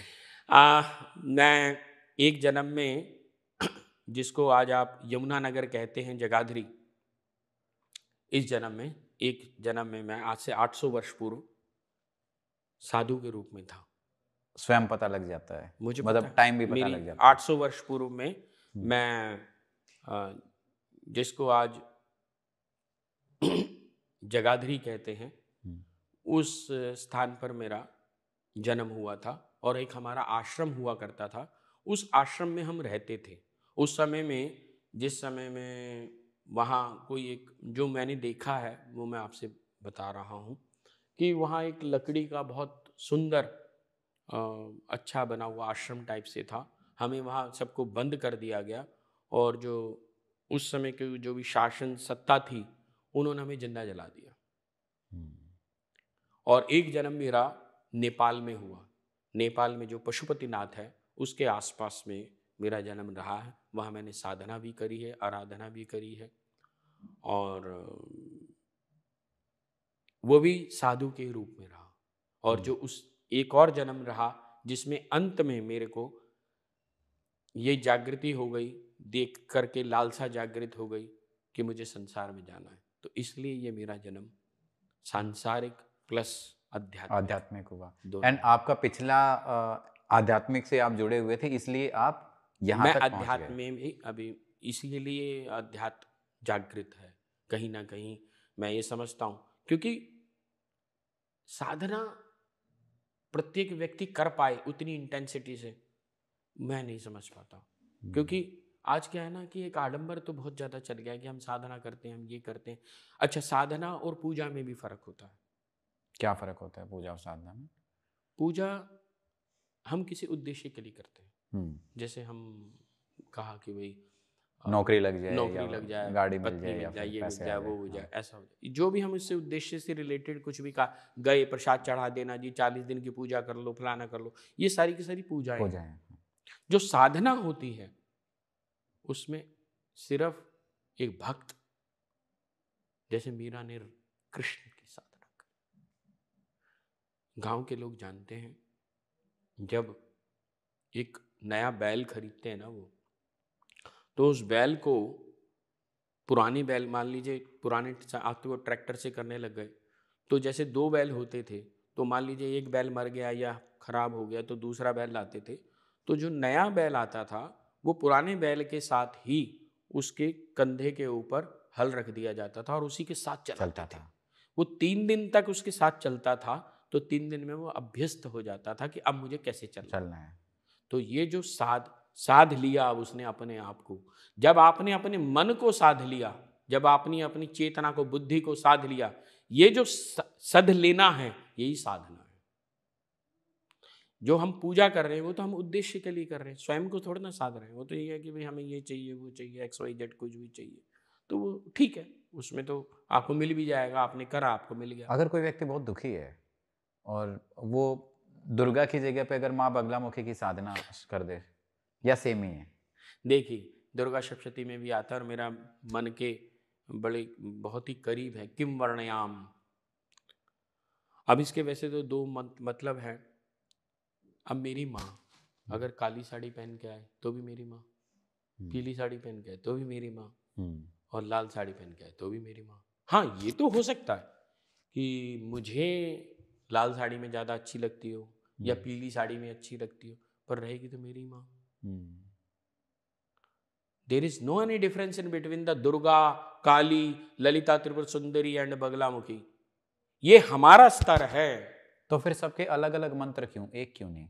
वो इसलिए मंत्र अलग अलग हैं क्योंकि अलग अलग उनकी साधनाएं हैं, अलग अलग साधनाओं से उनके परिणाम भी अलग अलग हैं। तो अगर, हाँ वही तो मैं पूछ रहा हूँ कि अगर सब एक हैं तो एक ही प्रकार की साधना क्यों नहीं? वो एक से भी मिल सकती है, ऐसा नहीं है। ऐसा नहीं है कि काली की अगर साधना करोगे तो कुंडलिनी जागृत नहीं होगी, काली की साधना नहीं करोगे तो स्तंभन नहीं होगा, काली की लेकिन वो पर्टिकुलर है। हाँ, वो पर्टिकुलर है ना। जैसे इसको हम अगर लेमन भाषा में समझना चाहें कि एक डॉक्टर तो सारे होते हैं। हाँ, एक पर्टिकुलर हार्ट स्पेशलिस्ट होता है, एक किडनी का स्पेशलिस्ट होता है। ऐसा थोड़ा ना कि किडनी वाले को जो है हार्ट का नहीं पता है, पर लेकिन वो स्पेशलिस्ट उसी का ही है। अब जैसे स्तंभन, मारण, मोहन, उच्चाटन, वशीकरण, इन सब का जो एक स्पेशलाइजेशन कहें, वो माँ बगलामुखी के हाथ में आ गया।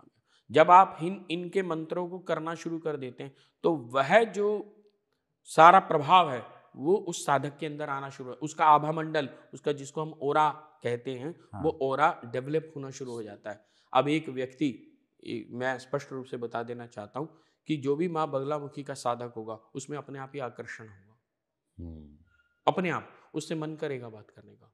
या फिर किसी भी महाविद्या के साधक में आकर्षण होगा, किसी में भी होना शुरू हो जाएगा, लेकिन इसमें जल्दी हो जाएगा, ज्यादा होगा, इसमें जल्दी हो जाएगा। क्योंकि ये मैंने बताया ना, जैसे एक स्पेशल वो हो गया, एक स्पेशलाइजेशन हो गया उनका। ऐसा नहीं है कि डॉक्टर नहीं है, वो भी डॉक्टर है। एक हार्ट स्पेशलिस्ट भी डॉक्टर है, एक किडनी वाला भी डॉक्टर है, एक लंग्स वाला भी डॉक्टर है। डॉक्टर तो सारे हैं, पर उनका स्पेशलाइजेशन उनके अंदर है।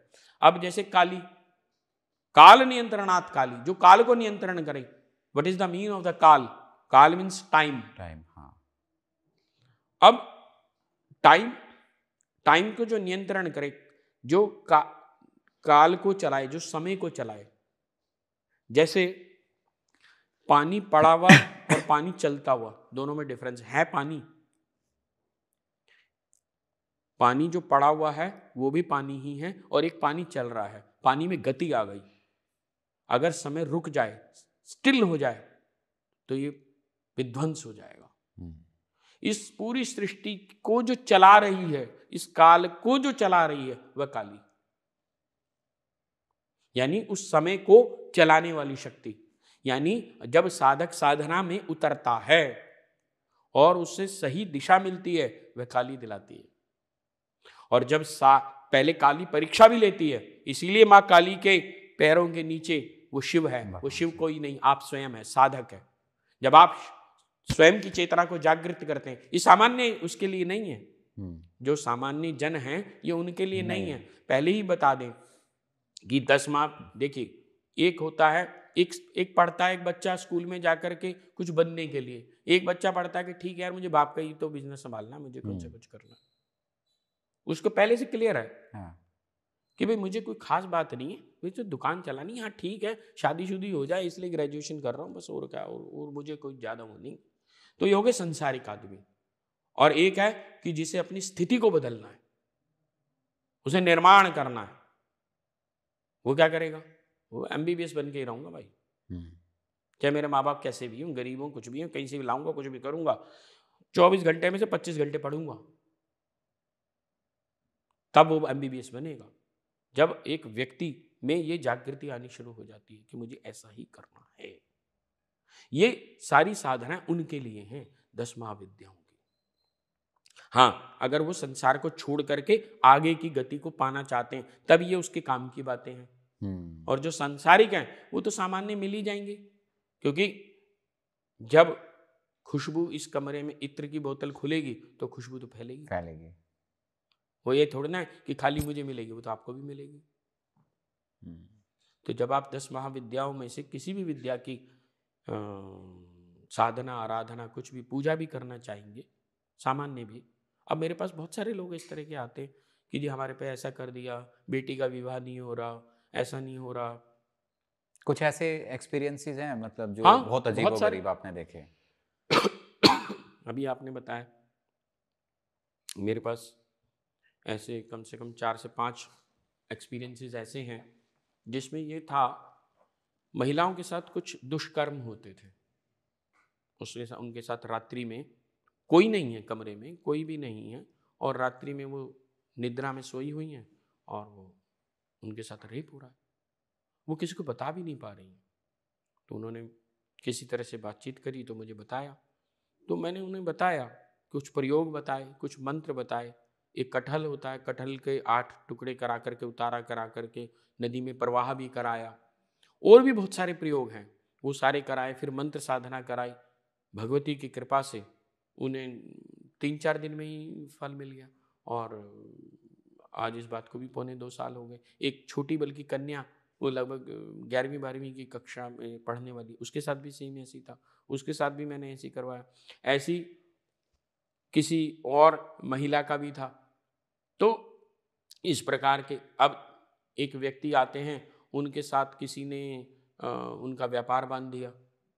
तो ऐसा नहीं है कि ये सब कार्य नहीं होते, लेकिन माँ 10 महाविद्याओं की जैसी साधना, आराधना करना शुरू करते हैं इस उद्देश्य से, तो ये अभिचार कर्म अपने आप कटने शुरू हो जाते हैं। और इनको जैसे जब हम एक तो सामान्य निशान लगाते हैं, लेकिन जब हम किसी कंपटीशन में जाते हैं तो तभी हम माना जाता है कि जब हम लक्ष्य पर निशाना लगाएं, तब हमें कोई शील्ड मिलती है, तब हमें कोई मेडल मिलता है। वैसे तो हम बंदूक चलाते रहते हैं, उससे कोई वो नहीं होगा। वैसे भी लक्ष्मी उसी को मिलती है जो लक्ष्य की प्राप्ति करा। और मां बगलामुखी चेतना को शुद्ध कर देती है, वो लक्ष्य को प्राप्त करवाने में भी सहायता करा देती है। और जब आपकी चेतना शुद्ध है, जब आपको समझ में आ रहा है सही क्या है और गलत क्या है। सबसे बड़ी प्रॉब्लम क्या होती है? सबसे बड़ी, माँ बगलामुखी के साथ जैसी साधना हम करने उतरते हैं कोई भी व्यक्ति, तो जो नेगेटिव लोग होते हैं ना, उसके सराउंडिंग में अपने आप भाग जाते हैं। हाँ, कहीं ना अपने आप कहीं भाग जाते हैं, कुछ ना कुछ ऐसी परिस्थितियां बन जाती है कि अपने अपने आप आप निकल अपने आप जाते हैं। चले जाते हैं, कोई रुकता ही नहीं उसके साथ, जो भी नेगेटिव लोग होंगे चले जाएंगे अपने आप। क्यों? क्योंकि माँ बगलामुखी की साधना में इस प्रकार का वो है। अब क्या होगा, जो नेगेटिव लोग हैं जब चले गए, जिन दोस्तों के साथ चंडाल चौकड़ी के साथ वो लड़का रहता है, बच्चा रहता है, तो जब उन्हें छोड़ गया अब उसका दिमाग चलना शुरू हो जाएगा कि भाई ये मैं क्या कर रहा था, जिन्हें मैं सब कुछ मान रहा था ये तो कुछ भी नहीं है। अब क्या है, अब जो माँ बाप कह रहे हैं कि बेटा पढ़ ले, बेटा कुछ कर ले, बेटा कुछ जिंदगी में आगे कुछ बन जा, अब उसे बात समझ में आनी शुरू हो गई। अब समझ में आनी शुरू हो गई, अब उसने सही पकड़ लिए रास्ते में। अब क्या है कि दिशा मिल गई उसको। तो दिशा ऐसे मिलती है। माँ, अब मेरे पास कोई आए महिला कि जी इनके ऊपर माँ बगलामुखी आती हैं, आवेश आता है। मैं कहा माँ बगलामुखी का आवेश नहीं आता, माँ बगलामुखी अगर आएगी तो शरीर फट जाएगा, माँ काली आएगी तो शरीर फट जाएगा, माँ काली नहीं आती हैं, पहली बात। अब ये वैसे तो एक अलग विषय हो जाता है, भूत और दूत दो होते हैं। भूत वो होते हैं जो जीवन भर गलत कार्य कर रहे होते हैं और वो मृत्यु को प्राप्त हो गए। जब वो मृत्यु को प्राप्त हो जाते हैं तो जब वो मृत्यु को प्राप्त हो जाते हैं तो वो लोगों को परेशान करते हैं, उनकी आत्माएं परेशान करती है, भटकती रहती है। लेकिन इस भी तरह के लोग होते हैं जो दूत बन जाते हैं। अब वो क्या होता है, जैसे मान लीजिए कोई व्यक्ति है, कालका जी मंदिर रोज जाता है, आता है, कालका जी मंदिर रोज जा रहा है, आ रहा है। अब उसकी मृत्यु हो गई। अब मृत्यु हो गई तो माँ ने उसे सेवा में अपने पास लगा लिया, माँ ने सेवा में अपने पास लगा लिया। अब क्या है, वह उस मूर्ति के साथ जाके चिपक के बैठ जाएगा, दूत बन के वहाँ माँ की सेवा करेगा।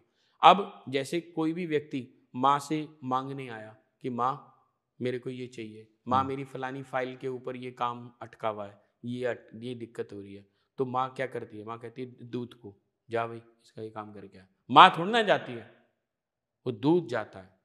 वो दूत जा करके वो काम करके फटाफट आ जाता है, 10 मिनट में आ गया, चलो जी हो गया काम। अब उसकी सेवा निर्धारित थी 6 वर्ष की, मान लीजिए। वो माँ के पास रहा 6 वर्ष तक, उसकी माँ की सेवा में रहा, 6 वर्ष के बाद पुनर्जन्म हो गया उसका। तो भूत और दूत में ये फर्क है दोनों ही आत्माएं, पर लेकिन एक शुद्ध आत्मा है, एक गलत आत्मा। लेकिन जैसे लोगों के अंदर ऐसा बोलते हैं ना कि माता आ गई है या फिर ये दूत ही होते हैं, वो दूत ये होते इसी हैं। तरह के ही होते हैं अगर होते हैं। पहली बात, जितना भी मैंने आज तक पाया है वो 90% फेक है, साइकोलॉजिकल होता है, वो जानबूझ के करते हैं। अरे एक किस्सा आपको बताता हूँ, आपने बात करी तो मैं बताता हूँ। एक बार क्या हुआ, एक सास थी, उनकी बहू से बनती नहीं थी, तो अब उसने क्या करना शुरू करा कि भाई सास ने बोलना शुरू कर दिया कि मेरे ऊपर काली आ गई। और वो काली आ गई चिल्ला जय माता की करते हुए बाहर आ गई, आंगन में बाहर ले आई, बाहर आ गई, भीड़ इकट्ठी हो गई, सब उन्हें कहा बहू को बुलाओ। बहू आई, उन्हें पकड़ के तड़ातड़ पीटना शुरू कर दिया उसे। और कहते तो माँ मार रही है। अच्छा जी। अब बहू को पता था ये तो मेरे से बदला ले रही है, अब लेकिन कुछ कर नहीं सकती। 2-4 बार 5 बार करा उसने कहा अच्छा ठीक है, अब तेरा इलाज मैं ही बनाऊंगी। अब जैसी उसकी आई तो उसने कहा मेरे भी आ गई काली, वो दोनों आपस में भिड़ गई। ये सत्य घटना बता रहा हूँ आपको मैं। और दोनों का युद्ध वहीं शुरू हो गया। अब जब मारपीट शुरू हो गई उनकी आपस में अच्छी खासी, तब कहे ना इसे काली ना तेरी काली, वो उससे बदला ले रही है, वो भी उससे बदला ले रही है। तो 90% केस तो फेक होते हैं, होते ही नहीं। 10% केस हैं जहां पता चल जाता है। और ऐसी जब ऊर्जा आती है ना, तो जो भी थोड़ी सी भी पूजा पाठ करने वाला व्यक्ति है ना, उसे स्वयं पता चल जाता है कि ये शक्ति है, क्योंकि वो कनेक्ट कर जाता है, एकदम से पता चल जाता है कि हाँ ये सत्य है, ये गलत नहीं है। ऐसा लेकिन बहुत रेयर होता है। हाँ, मैं इस पे ज़्यादा उस पे नहीं जाना चाहिए। ऐसा नहीं कि मैंने नहीं देखा, सत्य भी देखा, ऐसा हुआ हूँ मैं। आपने अपने मंदिर में चमत्कार देखे हैं? बहुत बार देखे हैं, वैसे तो रोज ही हो जाते हैं लगभग।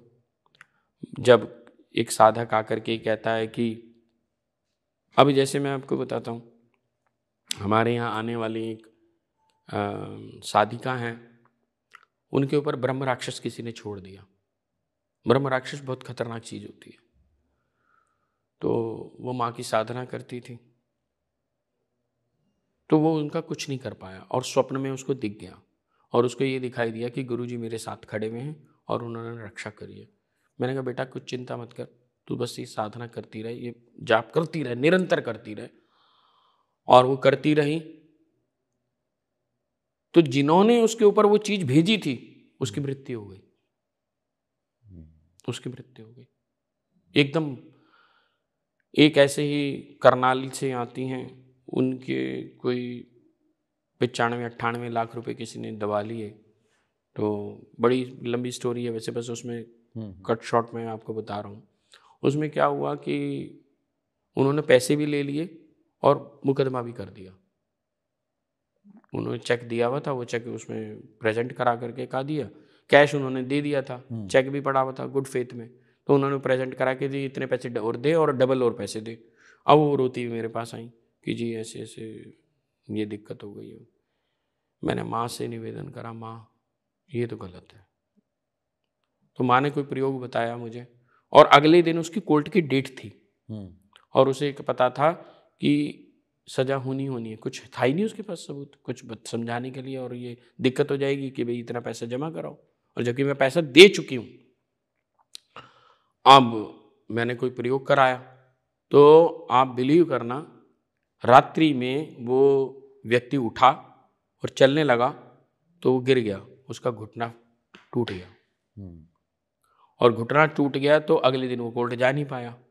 अब उसको लगा कि अब मैंने गलत करा, पता नहीं कैसे उसकी चेतना में ये माँ ने भी डाल दिया कि बेटा तूने गलत करा इसलिए ऐसा हुआ। उसके बिल्कुल ये ऐसे चूरा हो गया, बिल्कुल ऑपरेशन हुआ सब कुछ, और उसने माफ़ी मांगी।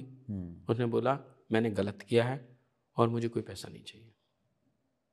उसने आकर के एकदम से बताया, और माँ और माई महाराज तो रोज ही कृपा करते हैं। अभी कुछ दिन पूर्व में ही एक अद्भुत घटना मेरे साथ घटी मंदिर के अंदर, मंदिर प्रांगण में ही, कि मैं जाप कर रहा था, ललिता सहस्त्रनाम का ही पाठ कर रहा था इनफैक्ट, और मुझे ऐसा लगा कि कोई है सामने।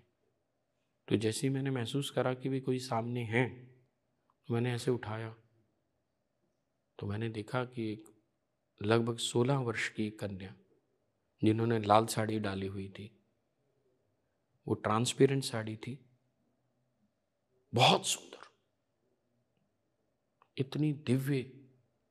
उन एक तो गौर वर्ण होता है, एक होता है उनमें से जैसे प्रकाश अंदर से बाहर आ रहा है, और जैसे ही वह वहाँ प्रकट हुई तो पूरा मंदिर प्रांगण एक अलग प्रकार की खुशबू से चारों तरफ फैल गया। गुलाब की खुशबू तो थी ही थी, एक और खुशबू, मैं उसका नाम भी नहीं जानता। और सबसे बड़ा हुआ क्या कि जैसे मुझे किसी ने रिमोट से फ्रीज कर दिया। I was not able to move my finger even. मैं बस खाली देखता रहा उनको और देखता ही रहा। उन्होंने मुझे नमस्कार करा, माई को नमस्कार करा।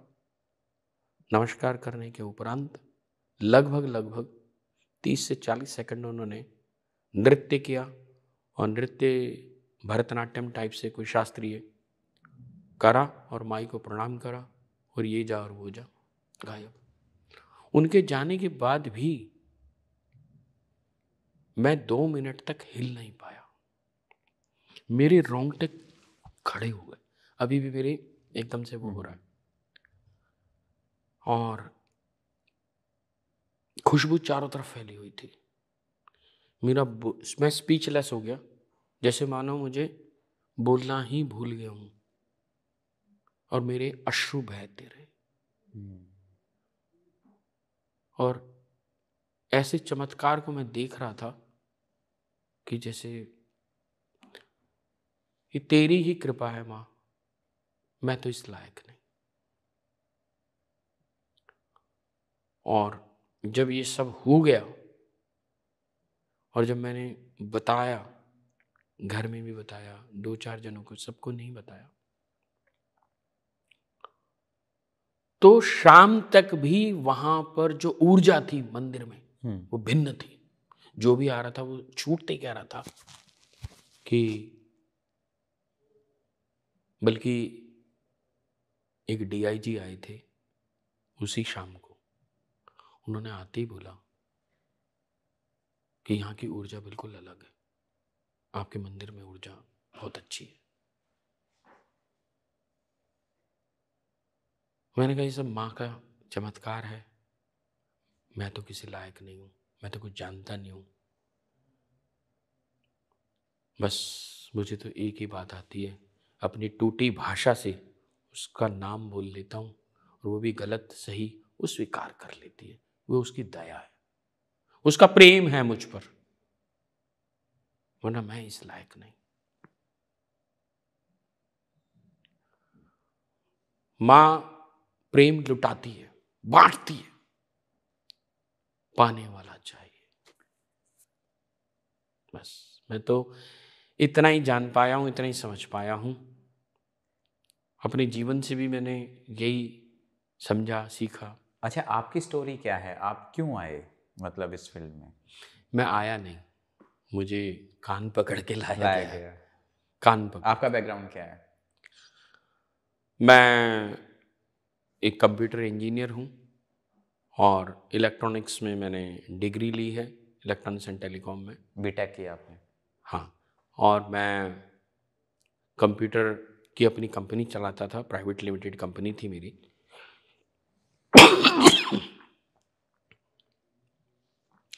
प्राइवेट लिमिटेड कंपनी बहुत अच्छी मेरे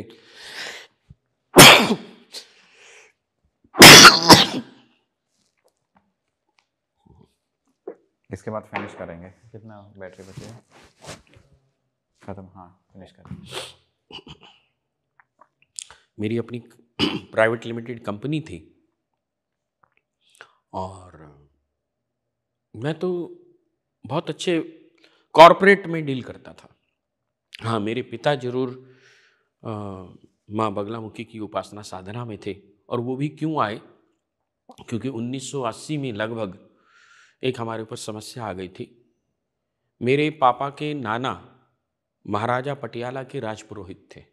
वो वहाँ माँ बगलामुखी की साधना उपासना करते थे और वो पहले ही बता देते थे किसी की कोई भी समस्या। तो वहाँ से वो मंत्र और दीक्षा सब कुछ जो है पिताजी को हमारे उसी परंपरा से मिली। फिर हमारे पिताजी ने दतिया से दीक्षा भी प्राप्त करी, मैंने भी दीक्षा वहीं से प्राप्त करी। और तब तक अब क्या था कि धीरे धीरे पिताजी सबको बताने लग गए थे कि कोई समस्या है तो ऐसे कर लेना, ऐसे कर लेना। तो वो धीरे धीरे, जैसे वो होता है ना कि मैं चला तो अकेला था लेकिन कारवां जुड़ गया। आज हजारों की संख्या में लोग लाभान्वित हो रहे हैं, लाभ ले रहे हैं इसका। और हमारे यहाँ आने वाले किसी भी साधक से, किसी भी व्यक्ति से किसी भी प्रकार की कोई फीस आदि इत्यादि नहीं लिया जाता। प्रति रविवार निःशुल्क यज्ञ तभी से चल रहा 25 वर्षों से। और माँ उस यज्ञ में आहुति देने वालों की सुनती है और उनकी समस्याओं का निवारण भी होता है। तो 2016 में लगभग पता नहीं मन में से ऐसा आने लगा, ये संसार तेरे लिए है ही नहीं बेटा, हो गया, चल अब आगे के जीवन की यात्रा को चल। और मुझे ये भी बता दिया गया तेरा एक जीवन और है, उसके बाद तू, मतलब इसके बाद एक एक जीवन और है, उसके बाद तू मोक्ष प्राप्त कर जाएगा। उन्होंने ठीक है माँ। उन्होंने कान पकड़ा और इधर ले आई। और साधना आराधना में तो हम थे ही पहले से, बचपन से ही थे। बचपन से जब मैं शायद 17 वर्ष का था तभी से मैं जो हूँ शिव तांडव स्तोत्र का पाठ करता आ रहा हूँ। और ये शिव की ही लीला है, उन्हीं की शक्तियाँ हैं, उनसे भिन्न नहीं है। शायद उनको किसी बात पे तरस आया होगा या मेरा कोई प्रारब्ध रहा होगा कि जो उन्होंने अपनी चरणों की सेवा मुझे प्रदान कर दी। 2016 से मैं जो चीज़ें मुझे कभी ज़िंदगी में समझ नहीं आती थी, तो थोड़ा सा भी ध्यान लगाता था, वो चीज़ें अपने आप स्वतः प्रकट होनी शुरू हो गई और समझ आना शुरू हो गया, अच्छा ये तो ऐसे होगा, ये तो ऐसे, ये तो ऐसे, ये तो ऐसे, सब चीज़ें स्पष्ट रूप से दिखाई देती है सब कि ये चीज़ ऐसे ऐसे। और माँ भगवती की अपार कृपा ऐसी मिली कि 2021 से तो मंदिर की सेवा में लगा ही दिया। अब उनकी सेवा चलती है, चल रही है। मैं तो बस इतना ही माँ से मांगता हूँ कि अनवरत ये सेवा तू देती रहे और करवाती रहे, क्योंकि मुझे तो कुछ नहीं आता। अपराधा सहस्राणि क्रियन्ते हरनिशम्य दासो यमपति आमत्व क्षमस्व परमेश्वर। न मंत्रम न यंत्रम, न मैं मंत्र जानता हूँ, न यंत्र जानता हूँ, न तंत्र जानता हूँ, मैं तो सिर्फ तेरा नाम लेना जानता हूँ माँ। मैं बस उसके 2016 के बाद से साधना गहरी होनी शुरू हो गई। मेरे आस पड़ोस में जितने भी मेरे मित्र सहयोगी जो भी थे सब दूर हो गए ऑटोमेटिक। और मैंने 3 पुस्तकें भी लिखी हैं। एक तो मैंने माई की आज्ञा नहीं थी तो दुर्गा सप्तशती का तांत्रिक विवेचना करी है, वो लगभग 80-100 पेज के करीब की है। उसमें माई के बगलामुखी माई के रहस्य हैं। जब माई की इच्छा हो गई शायद हम कभी प्रिंट करा पाएँ। 2 और भी मेरी पुस्तकें हैं जो चौखंबा से प्रिंट हुई हुई हैं, और परावाणी के नाम से है, एक और है माँ बगलामुखी की विशेष है। तो उस तरह से होती चली गई, विद्या अध्ययन भी होना शुरू हो गया, साधना गहरी होनी, सारी दिन सारी रात मैं 1 महीना के लिए दतिया में रहना शुरू कर दिया। या मैं कलेसर एक जगह है जगाधरी में, वहाँ भगवान शिव के सम्मुख वहाँ भी साधना हुई, हरिद्वार में भी हुई। और मुझे उस बीच में कुछ ऐसे दिव्य लोगों से भी मिलने का सौभाग्य प्राप्त हुआ जिनके मार्गदर्शन से मैं आगे बढ़ पाया। तो अगर ये वीडियो देख के किसी के मन में आया कि उसको बगलामुखी की साधना करने, तो उस सही गुरु तक कैसे पहुंचे? मैंने जैसे पहले बोला कि गुरु स्वयं आपको खोज लेता है, आपको खोजना नहीं पड़ता। आपके अंदर वह लालसा जागृत होगी ना। देखिए, सबसे पहले किसी को भी सक्सेस होना है तो उसके लिए एक ट्रायंगल है, इच्छा शक्ति, ज्ञान शक्ति और क्रिया शक्ति। This is the triangle. अब आज की तारीख में हो क्या रहा है, मैं जनरल में, अध्यात्म की बात नहीं कर रहा, मैं जनरल बात कर रहा हूँ। इच्छा तो है डॉक्टर बनने की, ज्ञान लिया इंजीनियर का, काम कर रहे हैं कुछ और, तो ट्रायंगल पूरा ही नहीं होगा। जो आपकी इच्छा है उसी का ज्ञान लीजिए, उसी का कर्म कीजिए। इच्छा शक्ति, ज्ञान शक्ति और क्रिया शक्ति, जब ये ट्रायंगल कंप्लीट हो जाएगा तो आप सक्सेस हो जाएंगे। करेक्ट।